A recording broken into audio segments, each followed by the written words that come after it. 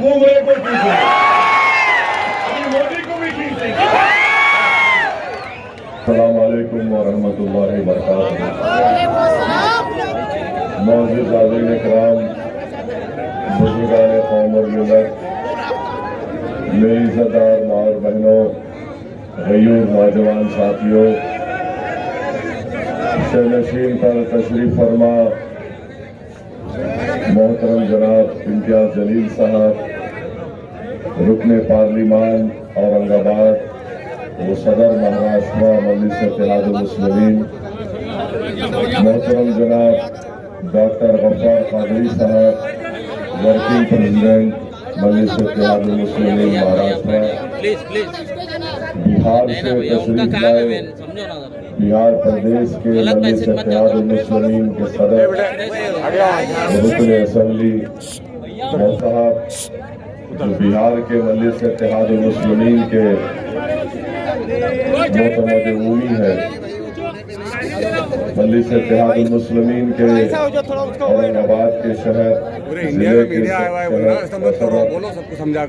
साबिक़ा अराकीन बल्दिया, सुदूर मोतमदीन और अराकीन, मैं सबसे पहले आप तमाम का शुक्रिया अदा करता हूँ कि आपने अपना कीमती वक्त निकाल कर आज के इस मजलिस इत्तेहादुल मुस्लिमीन के इंतखाबी जलसे में शिरकत की। मेरे अजीज दोस्तों और बुजुर्गों, मैं जब बिहार में इंतखाबी मुहिम के लिए गया था, मेरे भाई मोहतरम जनाब अख्तर ईमान के लिए, तो अख्तर ईमान साहब की तकारीर बड़े ही बसीरत अफरोज होती है और अख्तर ईमान साहब की तकारीर में वो हमेशा एक शेर अपनी तकरीर के शुरुआत में कहते थे या तकरीर के अख्ताम पर कहते थे। मैंने अख्तर भाई से कहा जरा वो शेर लिख कर दे दीजिए, तो मैं अपनी तकरीर का आगाज उस शेर से करता हूं और शायद आपको समझ में भी आ जाएगा कि फूल नफरत का हम महाराष्ट्र के चमन में खिलने नहीं देंगे। फूल नफरत का फूल नफरत का हम महाराष्ट्र के चमन में खिलने नहीं देंगे। फूल निशान किसका है? मित्रों का है ना। नान खलिया नहीं खा के आए शायद, जरा गर्मी दिखाओ प्यारे। फिर से बोलो, फूल नफरत का अपने महाराष्ट्र के चमन में खिलने नहीं देंगे। तीर अदावत का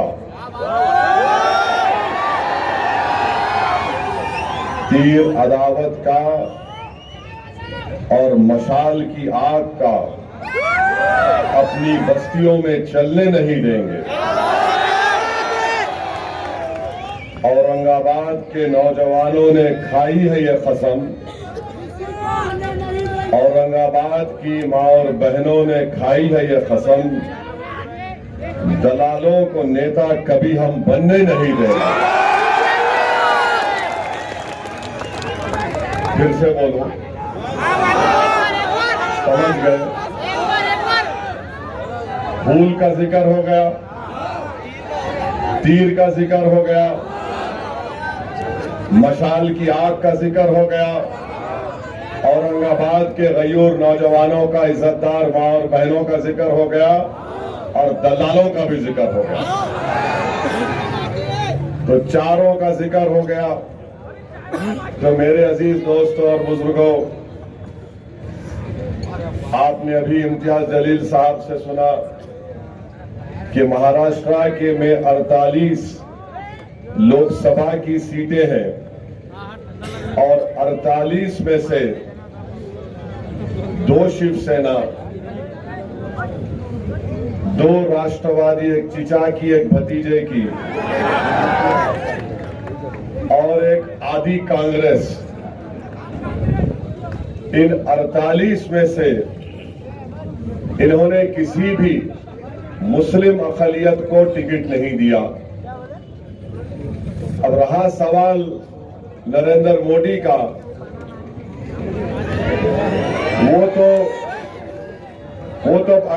वो तो एक अजीब जबान में बात कर रहे हैं। तो 48 में से 2 राष्ट्रवादी चिचा भतीजे की, 2 शिवसेना, एक तीर अदावत का, एक मशाल जिसमें आग है, और आदि कांग्रेस, एक को भी नहीं दिए। और ये मैं नहीं कह रहा हूं, बल्कि उन्हीं के इंडिया अलायंस के लोग कह रहे हैं कि महाराष्ट्र में 1 करोड़ मुसलमान हैं और एक को भी टिकट नहीं दिए। ये बात आपको सोचना है, औरंगाबाद की आवाम को, कि जो पार्टी 48 में से 1 को टिकट नहीं दे सकती, वो किस बुनियाद पर औरंगाबाद को आकर कह रही है कि इम्तियाज जलील को हराओ। किस बुनियाद पर वो आकर कह रहे हैं कि इम्तियाज जलील दोबारा यहां से कामयाब ना हो। मैं आपके दरमियान में खड़े होकर कह रहा हूं कि 30 साल के एक लंबे अरसे के बाद आपका इत्तेहाद, आपका सियासी शऊर, आपकी मेहनत और आपकी इज्जत नफ्स ने, जो आपने मुत्तहिदा अपने के कोर्ट का इस्तेमाल मजलिस इत्तेहादुल मुस्लिमीन के लिए इस्तेमाल किया, 30 साल के बाद इम्तियाज जलील कामयाब हुआ। तो ये तमाम एक हो गए, 2 शिवसेना, 2 राष्ट्रवादी, बीजेपी और आदि कांग्रेस के 48 में क्या रिजल्ट आता 47 में परवाह नहीं, मगर यहां से इम्तियाज जलील नहीं जीतना। तो मालूम हुआ कि सबका एक ही मकसद है कि महाराष्ट्र के सब चुनाव एक तरफ, मगर औरंगाबाद से इम्तियाज जलील कामयाब ना हो। तो मेरी आपसे गुजारिश है कि जब दुश्मन और मुखालिफ ताकतें मुत्तहिद हो चुकी हैं कि आपको कामयाबी से रोका जाए। इम्तियाज जलील एक शख्सियत नहीं है, इम्तियाज जलील एक नाम है, मगर वो इम्तियाज जलील आप तमाम है। आपके हर घर में इम्तियाज जलील है, आपके सामने आपका बेटा इम्तियाज जलील है, आपके सामने हर वो शख्स जो नफरत को मिटाना चाहता है औरंगाबाद से, वो इम्तियाज जलील है। हर वो शख्स जो हिंदू मुस्लिम इत्तेहाद को मजबूत करना चाहता है, वो इम्तियाज जलील है। जो दलितों को जुल्म से बचाना चाहता है, वो इम्तियाज जलील है। जो दंगरों को उनका मुकाम दिलाना चाहता है, वो इम्तियाज जलील है। जो मराठाओं को उनका इंसाफ दिलाना चाहता है, वो इम्तियाज जलील है। बताओ, इन औरंगाबाद में इन सब को लेकर चलने वाले का अगर कोई नाम है तो इम्तियाज जलील है। और ये तमाम पार्टियां ये नहीं चाहती कि इम्तियाज जलील कामयाब हो जाए। तो मेरी आपसे गुजारिश है कि इस बार भी 13 मई के दिन आपको अपना एक एक वोट का सही इस्तेमाल करना है। पतन के निशान पर बटन दबाना है। तीर अदावत का आग जो मशाल में है, इनको शिकस्त देना है। और आपने जो तारीख बनाई थी, उस तारीखी सफर को आपको जारी और सारी रखना है। और चौथी बात यह है कि ये जो शिवसेना का उम्मीदवार क्या कहता था, 30 साल 21 साल एमपी था, कहता था क्या कल खान या बान, हाँ? खान या बान। आप लोग मुत्तहिद हुए ना? आप लोग आप में इत्तेहाद है? जोर से बोलो, इत्तेहाद है? तो आपका इत्तेहाद जो कल तक खान बान बोलता था कि मैं हिंदुत्व का नेता हूं, पहली कामयाबी आपको ये मिल गई कि 30 साल में कभी ईदगाह क्या थी नहीं मालूम था, तुमने उसको मजबूर कर दिया ईदगाह पर बुलाकर। ईदगाह पर आया नहीं आया। अब आपका सियासी शऊर इतना बढ़ गया कि आप वो जान चुके कि अब औरंगाबाद की आवाम एक बार इत्तेहाद की ताकत को महसूस कर ली। अब वो इम्तियाज जलील को दोबारा कामयाब करेंगे। तो उसने क्या किया? उद्धव ठाकरे ने कहा तू अपनी जबान से बोल। क्या बोल? जमात में चलो। मस्जिद में जाकर जो नमाज पढ़ते उनका दिल अच्छा रहता। तो आपने कहा दिल तो इम्तियाज को दे चुके। तो उसने कहा कि जो लोग नमाज मस्जिद के पास आके पढ़ के फूंकते, बोला ना, पढ़ के फूंकते, खैरे मैं अभी यहां पे हिजबुल बैतुल कुर्सी पढ़ के फूका हूं। माने आपका इत्तेहाद इतना ताकतवर है। मैं आपके सियासी शऊर को सलाम करता हूं कि जो खान बान कहता था, हिंदुत्व का नेता अपने आप को कहता था, जिसने 21 साल में कभी औरंगाबाद के दलितों के लिए, धनगरों के लिए, मराठाओं के लिए, मुस्लिम अकलियत के लिए, ईसाइयों के लिए, सिखों के लिए कोई काम नहीं किया, आज वो मजबूर है इसलिए कि खैरे जानता है उसका आखिरी इलेक्शन 2019 में हो गया।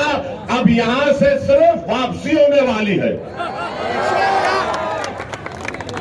और जो लोग ये बोल रहे नहीं दिल्ली का इलेक्शन है, हम क्या गिल्ली डंडा खेल रहे थे 5 साल से? दिल्ली का इलेक्शन है। अरे दिल्ली का इलेक्शन में औरंगाबाद से जाना है दिल्ली को। क्या बताओ उद्धव ठाकरे, तुमने ट्रिपल तलाक के कानून की तायीद की नहीं? तायीद की? तुमने CAA कानून की तायीद की? तुमने UAPA कानून की तायीद की? और सिर्फ UAPA का कानून पूरी दुनिया का दहशतगर्दी का सबसे बदतरीन कानून उद्धव ठाकरे ने तायीद की। ट्रिपल तलाक का कानून शिवसेना ने, उद्धव ठाकरे ने तायीद की। और ऐसा कानून जो हमारे मुस्लिम महिलाओं के लिए नाइंसाफी का बाइस बन गया।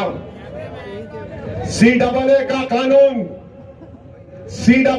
कानून तायीद किए। किसने उस कानून को? मोदी के 303 MPओं के सामने खड़े होकर कहा, ए मोदी, तेरा यह काला कानून, हम उसको फाड़ते हैं, नहीं मानते इसको। उद्धव ठाकरे ने तायीद की। अच्छा, खैरे बोलते मस्जिद की बड़ी तारीफ कर रहा खैरे, तो बोल खैरे, मैं पूरी आवाम की तरफ से बोल रहा हूं, 6 दिसंबर तूने गुनाह किया था या नहीं किया था? बोल बोल खैरे, बोलो उद्धव ठाकरे, बोलो आदित्य ठाकरे, बोलो शरद पवार, बोलो अजीत पवार, बोलो अभी कांग्रेस, बोलो नरेंद्र मोदी। मैं इम्तियाज जलील भारत की पार्लियामेंट में खड़े होकर असदुद्दीन ओवैसी ने कहा था, बाबरी मस्जिद जिंदाबाद, बाबरी मस्जिद जिंदाबाद, बाबरी मस्जिद जिंदाबाद। ये फर्क है, ये फर्क है। बोलो, मस्जिद के पास आकर बोल रहे, पढ़ के फूकते, नमाज पढ़ लो। मेरे भाई 5 साल में इतना हो गया आइंदा क्या क्या हो सकता सोचो आप। आइंदा क्या क्या हो सकता है? क्या हो सकता है आइंदा? क्या पड़ेगा? क्या पड़ेगा? मैं नहीं बोल रहा हूं, तुम बोल रहे। हम बोल रहे। ईदगाह पे आ गया, 6 दिसंबर से ईदगाह पे आ गया, ईदगाह से मस्जिद पे आ गया, मस्जिद से नमाजियों पे आ गया, फिर मोर्रा पढ़ के फूकते। अब आइंदा का कदम क्या है? क्या है? देखो, अरे वो नहीं बोलना, वो ना, वो नहीं बोलना, नहीं, वो मैं बोल रहा नहीं। अरे क्या है ये? खतरनाक है तुम लोग।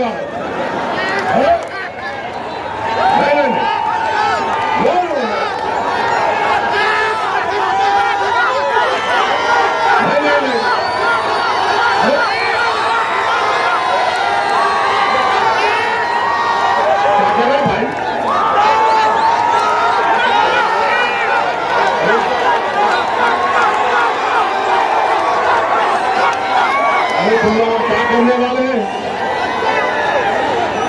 13 तारीख के दिन, अब सुनो, 13 तारीख के दिन जो कटिंग करेंगे उसको क्या करेंगे? जो कटिंग करना चाह रहे उनको आप मैंने वोट, कटिंग से मतलब वोट, ज्यादा उसमें नहीं जाना, ना, मैं ऐसा आदमी नहीं हूं। अभी तक नान खलिया नहीं खिलाए मेरे को, खिलाने के बाद क्या हो सकता मेरे पे नहीं मालूम सर। तो सुनिए, अभी टाइम जा, अरे ठहरो, आखिर में करेंगे पूरा ऑपरेशन। कल भी 2 जलसे है, अभी से पूरी बैटिंग कर लिए तो कैसा? तो आपको मैं बता रहा हूं कि 48 लोकसभा की सीट में से जो नए सेक्युलर बने हैं उद्धव ठाकरे, अब वो टिकट नहीं देते। मोदी तो खैर उन्होंने डिसाइड कर लिए, हमको घुसपैठी बोल दिए, और मोदी ने कह दिया कि मुस्लिम खवातीन ज्यादा बच्चे पैदा करते। मोदी ने कह दिया कि हिंदू बहनों के गले से मंगलसूत्र छीनकर मुसलमानों को दिया जाएगा। मेरे भाई एक बात समझो, जिस दिन उद्धव ठाकरे को मुख्यमंत्री बनने की कुर्सी मिल जाएगी, जिस दिन उद्धव ठाकरे को अपने बेटे की पॉलिटिकल फ्यूचर की तमानियत मिल जाएगी, उस दिन उद्धव ठाकरे सबको भूल जाएंगे। उस दिन सबको भूल जाएंगे। क्या क्या आपने नहीं लिखा अपने अखबार में कि मुस्लिम माइनॉरिटी को उनके वोट का हक छीन लेना चाहिए। आज आप आकर यहां पर ऐसे लोग भी हैं जो कह रहे नहीं, ऊपर देखो नीचे मत देखो, दिल्ली का इलेक्शन है। अरे बाबू, ऊपर देखे तो पतंग, नीचे देखे भी तो पतंग है, इंशाअल्लाह होता है। 48 लोकसभा की सीट में आपने क्यों नहीं दिया? देना था मुंबई से, देना था नागपुर के पास से, क्यों नहीं दिया आपने? आपने इसलिए नहीं दिया क्योंकि जानते हैं कि मुस्लिम अक़लियत के पास कोई विकल्प नहीं है, वो हालत मजबूरी में वोट देंगे। मगर ये भूल गए कि ये 2024 है। अब महाराष्ट्र के दलितों के पास, महाराष्ट्र के दंगारों के पास, महाराष्ट्र के वंचित समाज के पास एक विकल्प है, और वो MIM पार्टी है। अब आप ये नहीं समझ सकते कि हम जिसको चाहे खड़ा करेंगे, ये समाज इनको दे देगा।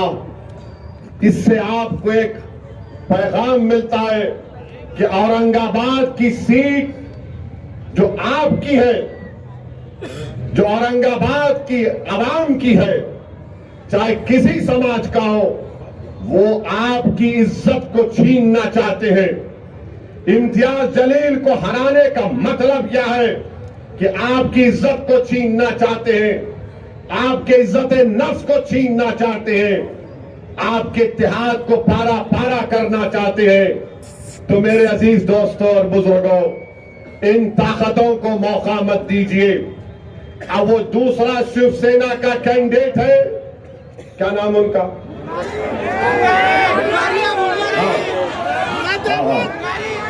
नाम है उनका,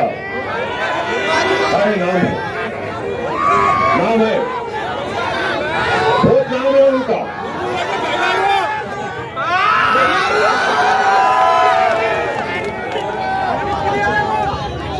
झूम रे घूम रे, झूम बराबर झूम। उन्होंने खुद जोक बनाते हैं उसके ऊपर। और मेरी नजर में मैं शराब को कुत्ते का पेशाब बोलता हूं। मेरा डेमोक्रेटिक राइट है मेरा। अब उन्होंने एक है, उन्होंने जोक बनाते हैं उसके ऊपर। मेरे भाई एक तरफ घूम रहे और झूम रहे, दूसरी तरफ खैरे, और एक बीच में एक शरीफुल नफ्स, एक मासूम चेहरा रखने वाला आपका खादिम इम्तियाज जलील। आप तीनों की तस्वीर को सामने रखो, भूमरे, खैरे और इम्तियाज जलील, और आपको पता चल जाएगा कि भाई इन दोनों को देखे तो डर लग रहा, इसको देखे तो अपना लग रहा। तो अपनों का साथ दो, देंगे ना आप लोग? 13 तारीख को पूरा एक होकर साथ देंगे ना आप लोग? और जो लोग कटिंग करने पे आए, मत करो, मत करो। मैं तुमसे अपील कर रहा हूं, मैं तुम्हारे अच्छे के लिए बोल रहा हूं। तारीख में तुम्हारा नाम खराब हरूफ में लिखा जाएगा। औरंगाबाद की जब सियासी तारीख लिखी जाएगी तो लोग तुम्हारे नाम को इज्जत से नहीं लेंगे। आप एक थे, एक हैं और एक रहेंगे इंशाअल्लाह ताला। लोग बार बार मीडिया के लोग सवाल करते कि भाई आप इंडी अलायंस में क्यों नहीं गए? 3 मर्तबा इम्तियाज जलील ने अवामी तौर पर स्टेटमेंट दे दिया कि हम लोग अगर बातचीत करेंगे तो हम तैयार हैं, मगर ये लोग बातचीत करने को भी तैयार नहीं थे। मैं आपको एक वाकया सुनाता हूं। एयरपोर्ट पर बैठा हुआ था मैं, आज से चंद दिन पहले मेरे बाजू एक बहुत बड़े इंडी अलायंस के नेता एयरपोर्ट पर देखे। मैं एयरपोर्ट की गेट के पास बैठा हुआ था, वो मेरे बाजू आकर बोले, बहुत बड़े नेता उनके, बोले ओसी साहब हाउ आर यू? बोलो कैसे? अब मैं बोला ये कहां सुबह सुबह बोला बैठूं? बोला साहब एयरपोर्ट जनता का है, पूछना क्या है, बैठो। आप लोग तो जहां नहीं बैठना वहां जाके बैठ गए। बोले क्या मतलब? बोला शिवसेना के बाजू बैठ गए। खैर बैठे, बैठ के मेरी बहुत तारीफ किए, आप क्या भाषण देते। मैं दिल में सोच रहा था कि मैं क्या खवाल हूं। फिर बोले आप पार्लियामेंट में दलाइल के साथ तकरीर करते। फिर बोले आपका नया एमपी बेहतरीन स्पीकर है और आप पर बहरहाल बहुत सी चीजें बोले। मैं बोला भाई साहब 5 मिनट में आप मेरी पार्टी के एमपी की मेरी तारीफ करें आप, और आपका ताल्लुक महाराष्ट्र से है। ये तारीफ आप जो कर रहे हैं मेरे को लगता है कि मुनाफिकत है, ये हिपोक्रेसी है। बोले क्यों बोल रहे हैं साहब? मैंने आप हमारा इम्तियाज आपको पूछा लो अलायंस में, तो आप लोग बोले नहीं बोले नहीं ओवैसी साहब ऐसा है, अगर आपको हम ले लेंगे तो हमको जो है दूसरों का वोट नहीं मिलता, हमको दूसरों का वोट नहीं मिलता। मैं सुन के ताज्जुब कर रहा था इस शख्स को कि अभी बैठकर कह रहा था कि हिंदुस्तान के संविधान को तुम बचा रहे हो, ऐसी तुम बाबा साहेब अम्बेडकर के ख्वाबों को पूरा करने की बात करते, हम तुम्हारी इज्जत करते। मैं सुन रहा था उनकी गुफ्तगू और कह रहे थे कि नहीं वोट नहीं मिलता है, वो फुला हो जाएगा। मुझे भी बड़ी तकलीफ हुई क्योंकि औरंगाबाद में तो इम्तियाज जलील को सबका वोट मिला। इम्तियाज जलील सिर्फ एक समुदाय का नेता तो नहीं है, इम्तियाज जलील को सबने कामयाब किया। खैर वो चले गए, मेरे दिमाग पर एक बोझ सा हो गया। मैं अल्लाह से दुआ कर रहा था कि अल्लाह ये सब बातें मुझे सुनना पड़ता परवरदिगार। तो उतने में मेरे पीछे से एक खातून और उनका बेटा उठकर आए और उस खातून ने कहा बेटे असद।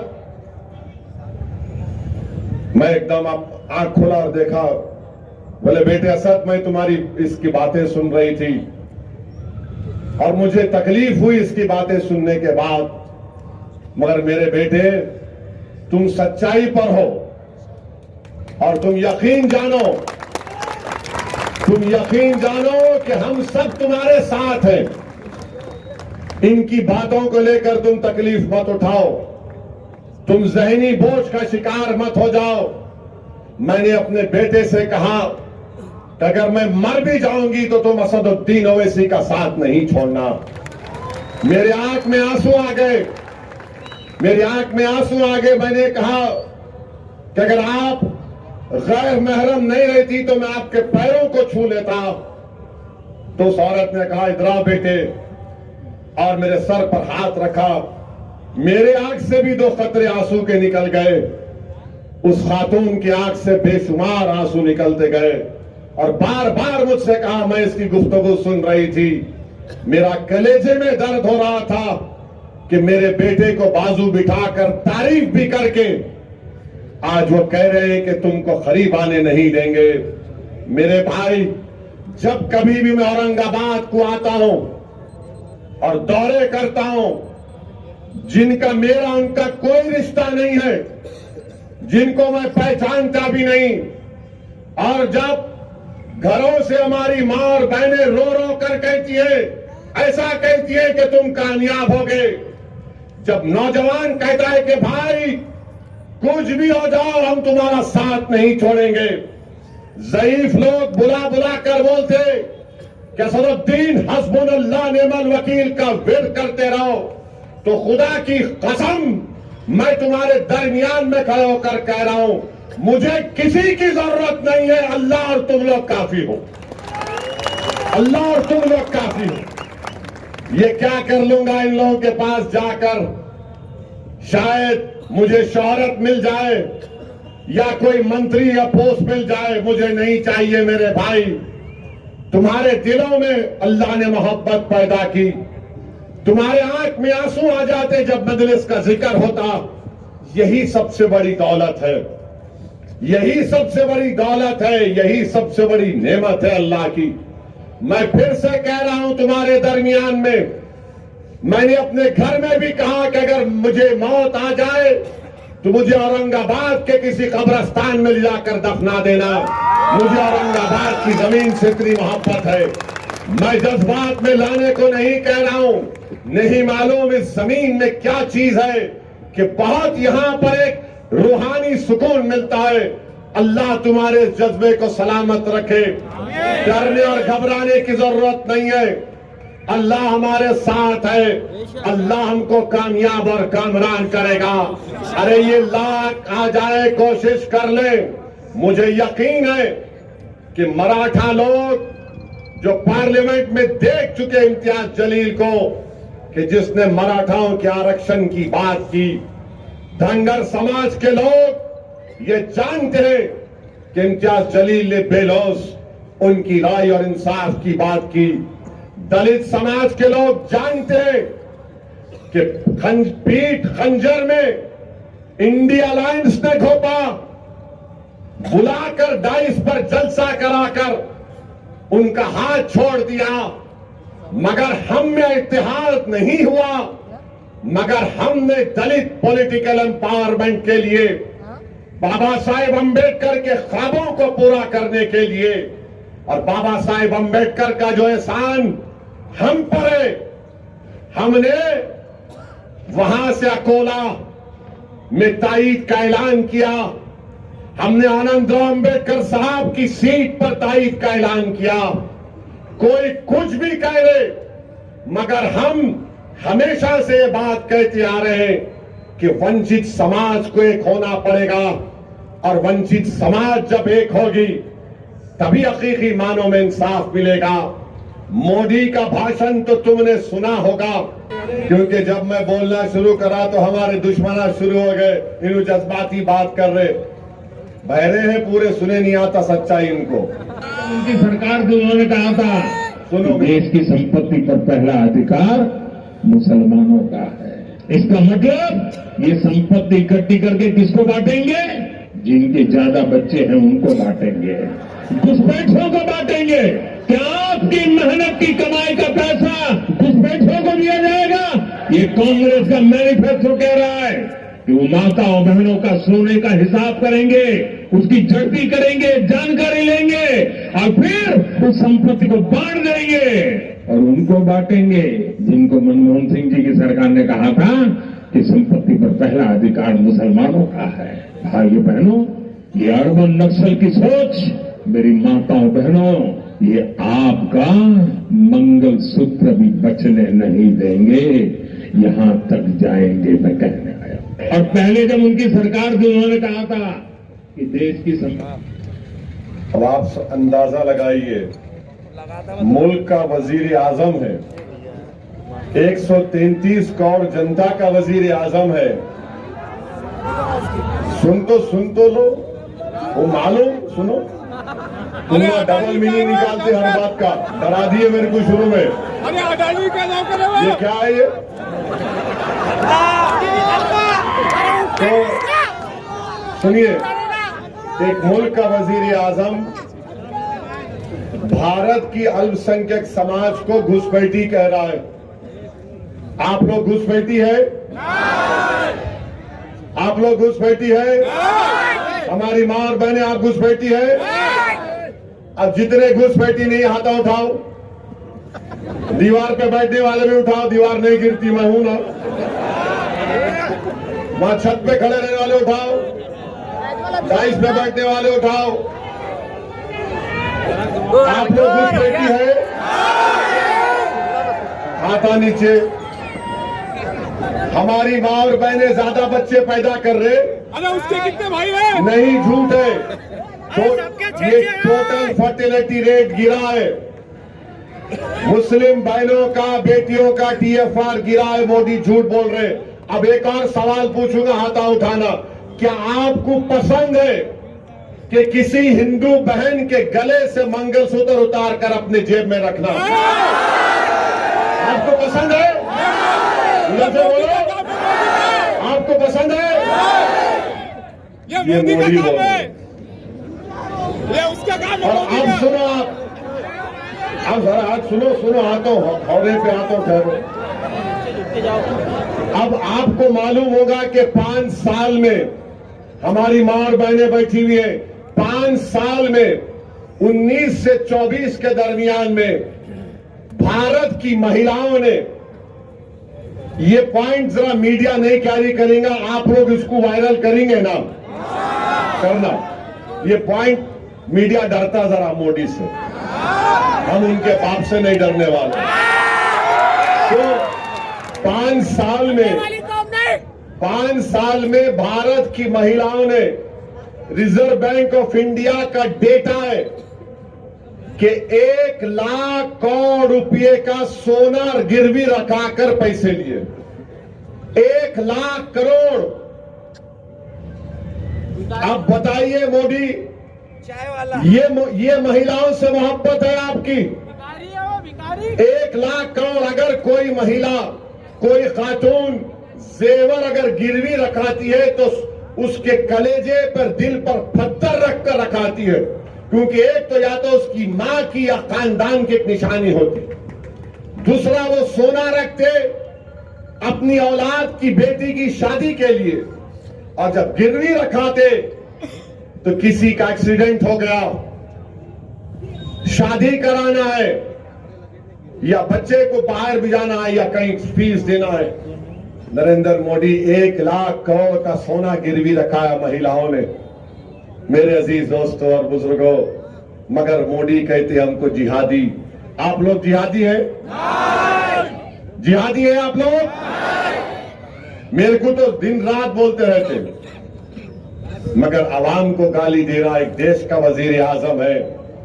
आप बताइए मेरे अजीज दोस्तों और बुजुर्गों, क्या मुल्क का हाल नरेंद्र मोदी कर दिए।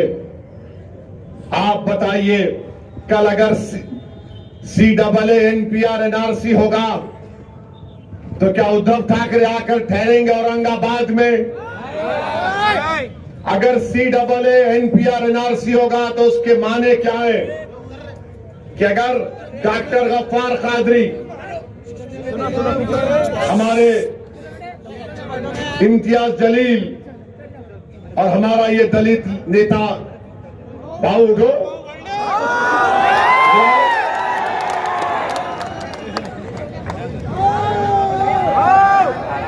बहुत अच्छा है, अगर इनका नाम, तीनों का डॉक्टर साहब का नाम आ गया NRC के लिस्ट में, कोई भी जाकर बोलेगा इनके नाम का ऑब्जेक्शन है, इनको इनके दादा का बर्थ सर्टिफिकेट लाना पड़ेगा, डॉक्टर साहब को परभनी जाके लाना पड़ेगा, इम्तियाज साहब को कहां से लाएंगे? नहीं ला सकते। और अगर कल NPR NRC होगा औरंगाबाद की आवाम, तो क्या उद्धव ठाकरे आके खड़ेंगे? क्या ये दोनों चचा भतीजे आएंगे? कौन आएगा और कहेगा कि हम कानून को फाड़ते? किससे कागज पूछ रहा? पूछ। असदुद्दीन अवैसी, इम्तियाज जलील आएंगे। CAA NPR के खिलाफ हमने कानून को फाड़ दिया था। मेरे भाई सोचो, इस बात को आपको सोचना है। 13 तारीख को जब वोट डालने जाएंगे, मेरी इन तमाम बातों पर गौर करिए। और ये जो देशभक्ति की बात ये RSS के लोग करते हैं, ये देशभक्ति की बात ये दोनों शिवसेना वाले करते हैं। अरे बताओ, चीन 2000 स्क्वायर किलोमीटर पर कब्जा करके बैठा हुआ है, ना मोदी के मुंह से निकलता है चीन, ना RSS की जबान से निकलता है। कितने मर्तबा हमने पुकार पुकार कर कहा कि चीन कब्जा करके बैठ गया, मगर मोदी कुछ बोलते नहीं है। मगर मोदी बोलेंगे बच्चे पैदा कर रहे। अच्छा, बाय द वे, मोदी के खुद 6 भाई हैं। अमित शाह के 6 बहने हैं।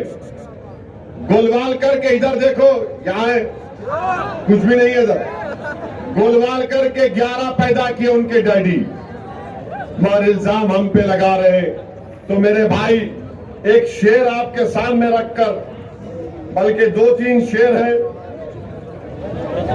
एक हैदराबाद के एक मजाहिया शायर थे, मोइन बंबू नाम था उनका। तो मोइन बंबू बोले, काम नहीं होने के क्यों करने को जा रहे चीचा, भीगी बारूद को तुम आग लगा रहे चीचा, मोटे शीशे की छड़ी, आंख पे ऐनक, फिर भी नजरे शीला की जवानी पे लगा रहे चीचा। ये मैंने बोला, ये मोइन बंबू बोले। हाँ, एक बात अब ये सुनो आप, ये मजे का है बहुत, ये काफी हिट हो गया। ये एक हैदराबाद के, दखन के एक मजाहिया शायर थे, उनका नाम क्या था? नाम है हरी सिंह। अब समझ जाना किसको बोल रहा हूं मैं, मेरा साथ देना। अम्मा बाबा को भूल गया हो रे, सारी जनता को हौला बना रहा, हिंदू मुसलमान को आ रहा, शादी करके जोरू को भगाता, एनआरसी बोल के हमको डराता, बार बार बाहर के दौरे करता, जनता के पैसे बर्बाद करता, कातिल और जानियों को छोड़ता, बेगुनाहों को कैद करता, मंगलसूत्रों की झूठी अफवाह उड़ाता, गरीब लोगों को मजाक उड़ाता, लोगों को तकलीफ देके खुश होता, चौकीदार बन के उछल रहा, अपनी औकात भूल गया। अब आप 13 तारीख को मेरे को आके नहीं बोलना पड़ेगा, अरे हो रे कहाँ है रे। तो आप लोग सब 13 तारीख को औरंगाबाद की फिजाओं में क्या नजर आएगा? औरंगाबाद की फिजाओं में क्या नजर आएगा? औरंगाबाद की फिजाओं में क्या नजर आएगा? कौन जीतेगा?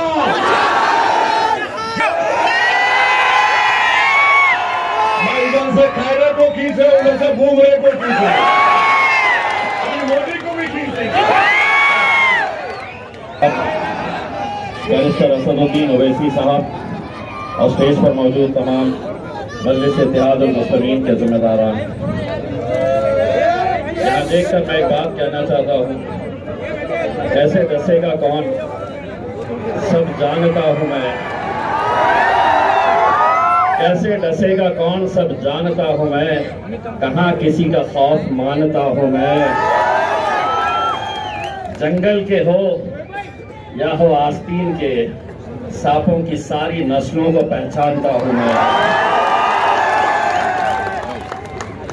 अल्हम्दुलिल्लाह मेरे भाइयों, 2014 में आपके बीच में आया था, आप लोगों ने अपने इत्तेहाद का मुजाहरा किया था और अल्हम्दुलिल्लाह यहाँ से 2014 में आपने मुझे आपके इस हल्के से एमएलए बनाया। 2019 आया तो दोबारा आपके बीच में आया, आपसे फिर इत्तेहाद की दरखास्त की। नतीजा ये हुआ कि पूरे महाराष्ट्र ही नहीं बल्कि 7 मुख्तलिफ जो राज्य है वहां से सिर्फ एक ही मुस्लिम एमपी चुनकर आया, वो आपका बेटा, आपका भाई, आपका दोस्त इम्तियाज जलील चुनकर आया। 2014 में बोलते थे, आए गई नहीं। 2019 के अंदर वही चंडाल चौकड़ी जो अब आपकी महफिलों में आते हैं और कहते हैं कि कैसे जीतेगा, बेटा उतर गया। ये वही लोग हैं जो 14 में भी थे, 19 में भी है, 24 में भी है और इंशाअल्लाह 29 में भी आप लोग वही हिसाब किताब करते रह जाएंगे। इम्तियाज जलील वहां जरूर जाएगा इंशाअल्लाह। आपको आज भी हिसाब किताब दिखाया जा रहा होगा कि पहले ये थी तो जीत गए थे, अब फिर चौराहों पर, चबूतरों पर, होटलों पर या किसी के बंगले के ऊपर शीर खुरमे के बहाने आपको बुलाया जाएगा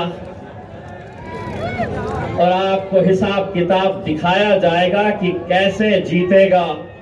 मैं उनको एक बात कहता हूं, तुम्हें जमीन के ऊपर मेरा हिसाब किताब कर दो, लेकिन मेरा हिसाब तो मेरा रब वहां पर बैठकर करता है अल्हम्दुलिल्लाह। वरना क्या वजह है कि आज जो भी साजिशें चल रही है, ये वही लोग हैं जो कहते थे कि आएगा ही नहीं। उनके बोलने का अंदाज आता क्या, कैसे आता, हिसाब किताब गिनती सब बताते रहते थे, लेकिन अल्हम्दुलिल्लाह आए। और आज जब ये इलेक्शन हो रहे तो आप एक साजिश तो अच्छी तरह से समझ चुके होंगे कि मुसलमानों का एक गठ है और एक गुट है जो कहता है कि नरेंद्र मोदी को हमें हराना है तो यहां पर शिवसेना को जिताना है। इम्तियाज जलील को हराना है यहां पर, मोदी को वहां पर गिराना है। तो 48 सीटें हैं महाराष्ट्र के अंदर। मैं आपको यकीन के साथ कहता हूं, अगर उन 48 में से 47 भी अगर ये जीत गए, जब वक्त आएगा नरेंद्र मोदी की आंखों में डालने का, तो भीगी बिल्ली बनकर ये बैठे रहेंगे और वहां पर असदुद्दीन अवैसी, अख्तर ईमान साहब और इम्तियाज जलील नरेंद्र मोदी की आंखों में आके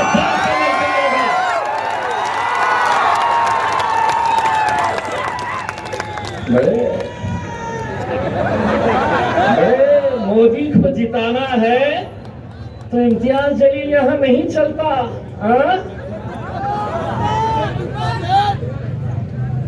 ये आपकी यही गुलामगिरी, यही चाटुगिरी, यही तलवे चाटने की वजह से आज इस मुल्क से आपकी क़यादत खत्म हो चुकी है। यही तलवे चाटने से कभी सोचा था किसी ने कि औरंगाबाद जैसे शहर से जहां शिवसेना कहती थी कि यह हमारा गढ़ है, किसी ने तस्वर नहीं किया था, लेकिन यह आप लोगों का इत्तेहाद था जिसने यहां से शिवसेना को उखाड़ कर फेंका और मजलिस को यहां पर आपने अपना झंडा लहराया। अब तो कैसे कैसे आ गए हैं।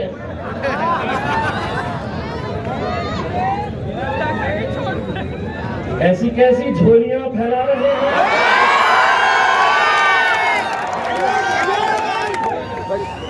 यहां पर भी भेजे गए थे, महफिल मेरी सस्ती है। एक सुन लो, रे उनको क्या बोलते पता है? बेगानी शादी में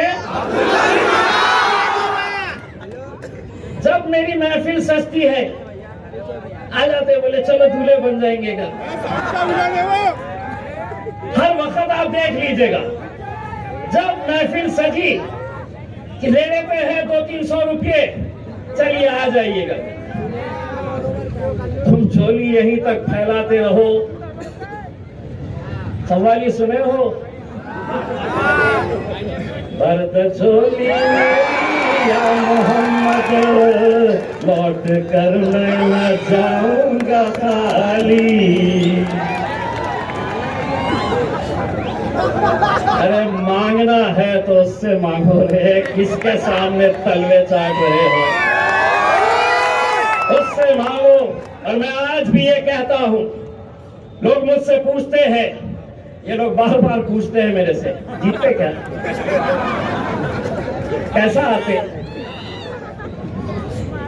बड़े 2019 में आपको कितना भरोसा था कि आप जीतेंगे और 2024 में आपको कितना भरोसा है? तो मैं उनको ये कहता, 2019 के अंदर मुझे 100% यकीन था मैं जीतूंगा, लेकिन अब वो इंतजार करते मैं कुछ तो भी बोलूंगा।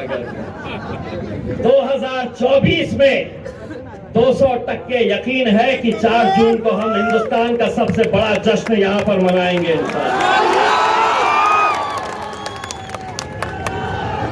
और जश्न तो बेटा तेरे घर के सामने भी आके मनाऊंगा।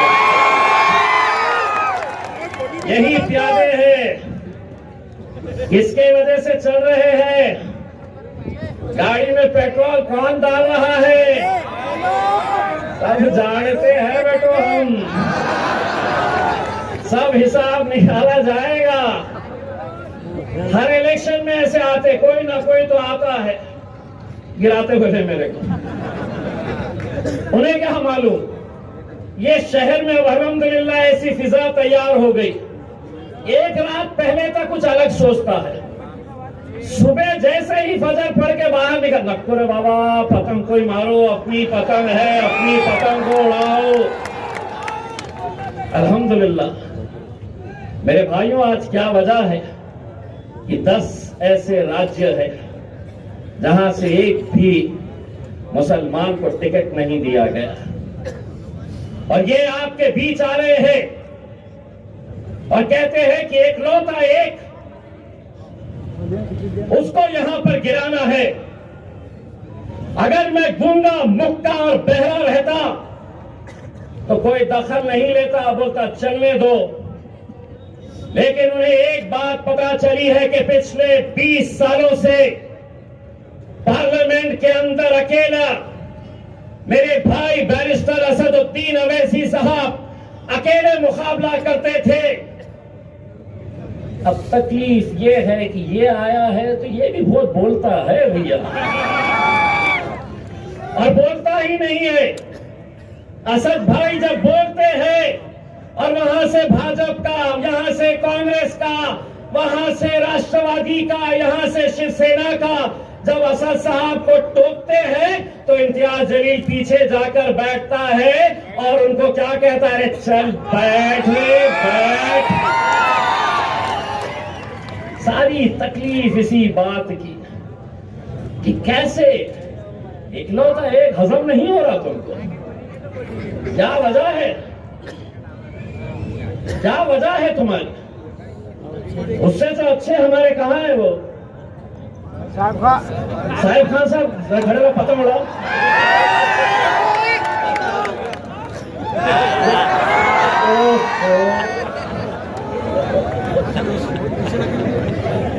कुछ दिन पहले के इनके इंटरव्यू देख रहा था, मैं खुद डर जा रहा था।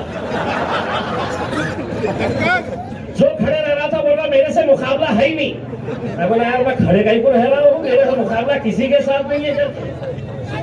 मेरे भाई मैं आप लोगों से सिर्फ इतना इंतजार करने के लिए आया। असद साहब कल भी रहेंगे इंशाल्लाह। कल 2 जलसे हैं, एक तो बालूच में शाम में 5 से 7 और दूसरा जलसा रेलवे स्टेशन पे मोइनुल स्कूल के पास उस ग्राउंड के ऊपर है।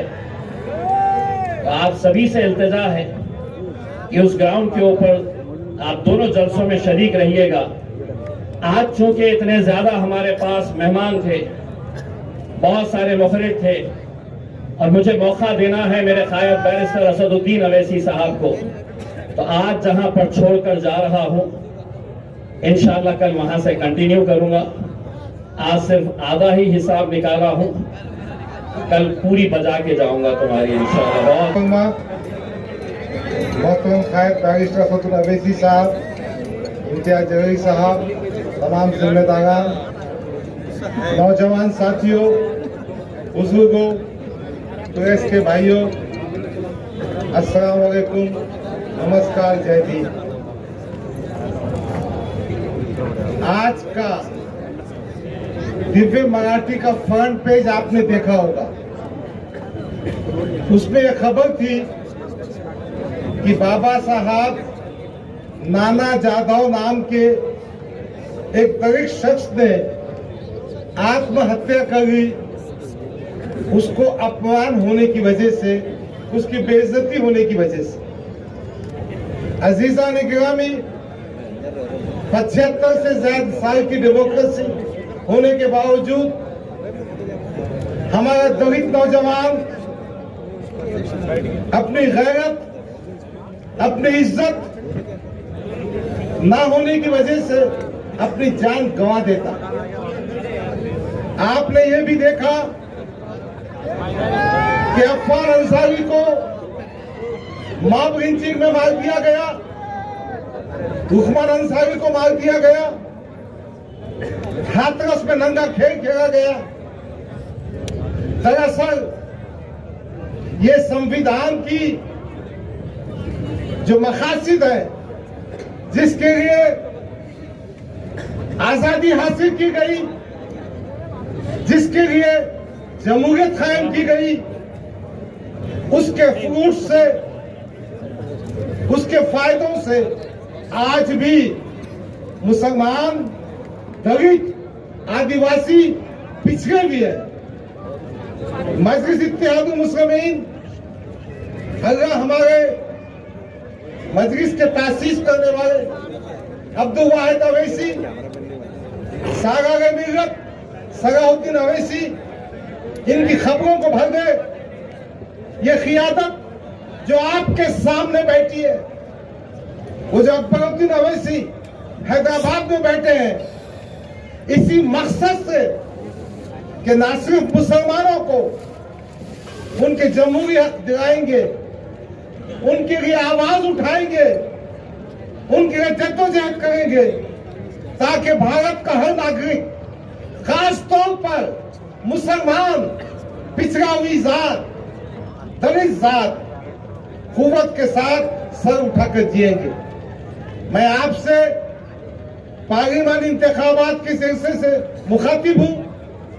अजीजान गिरामी, एक रुकने पार्लियामेंट हिंदुस्तान की पार्लियामेंट का मेंबर होता है जहां देश का कानून बनता है, वो कानून जो पूरे देश पे लागू होता है। देखिए, ट्रिपल तलाक का कानून बना, CAA का कानून बना, 370 को हटा दिया गया। कौन सी खियानत थी जिसने मुखालफत की? क्या आप नहीं चाहते कि एक और शख्स, दो और शख्स बैरिस्टर सदर ओवैसी साहब के खाने से खाना लगाकर, उनके बाजू खड़े होकर आपकी बात कर सके और ये कायदे कानून जो बन रहे हैं उसको रोक सके? अभी भारतीय जनता पार्टी का एजेंडा है कि दस्तूर को बदलाया जाए। वो शरीयत जो हमारी रूह से जुड़ी हुई है, यूनिफॉर्म सिविल कोड की बात हो गई। यूनिफॉर्म सिविल कोड दलितों के भी खिलाफ है, आदिवासी के भी खिलाफ है। तो एक मेंबर ऑफ पार्लियामेंट अपनी आवाज इस कानून साजी के खिलाफ उठा सकता है। औरंगाबाद का इम्तियाज जलील, आपका नुमाइंदा, ये आवाज उठाएगा और साथ ही साथ इख्तिदार में जो बैठे हैं, इंतजामिया में जो बैठे हैं, जो लॉ एंड ऑर्डर में बैठे हैं, जहां जहां नाइंसाफी होगी उसके लिए आवाज उठाएगा। बस इसके लिए आपको क्या करना है? अपनी खियानत को मजबूत करना है। मैं दलित भाइयों से कहना चाहता हूं, कब तक रमाबाई अंबेडकर नगर पर रोते रहोगे? कब तक खैरा जी की बात करते रहोगे? आज भी पीवाकोले गांव के जो एहतजाजी लोग थे जेल में बंद है।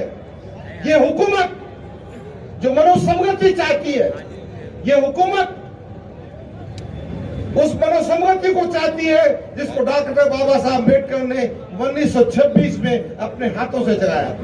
पर हाल पार्लियामेंट में कानून साजी के मामले में सही नुमाइंदगी हो, दस्तूर की हिफाजत हो, एक सिविल कोर्ट नाफिज ना हो, इस देश का हर इंसान, खास तौर पर मुसलमान, दलित, पिछड़ा हुआ एक सिर उठाकर जी सके, खुददारी से जी सके, इसके लिए आपको 13 तारीख को मजलिस इत्तेहादुल मुस्लिमीन के उम्मीदवार इम्तियाज जलील को भारी अक्सरियत से कामयाब करें। पतन का निशान 7वें नंबर पर। मैं आपसे गुजारिश करता हूं, ये इंतखाबात नरेंद्र मोदी के वर्सेस है। ये इंतखाबात में मजलिस से ताकत बनकर उन फिरका पर ताकतों को चुनौती दे रही है। इस चुनौती में आप पतन के बटन को दबाकर इस ताकत को मजबूत कीजिए, जो आपकी आवाज बनकर पार्लियामेंट में रहेगी, अवामी जिंदगी में रहेगी, इंतजामिया के सामने रहेगी। शुक्रिया, खुदा हाफिज, अस्सलाम वालेकुम।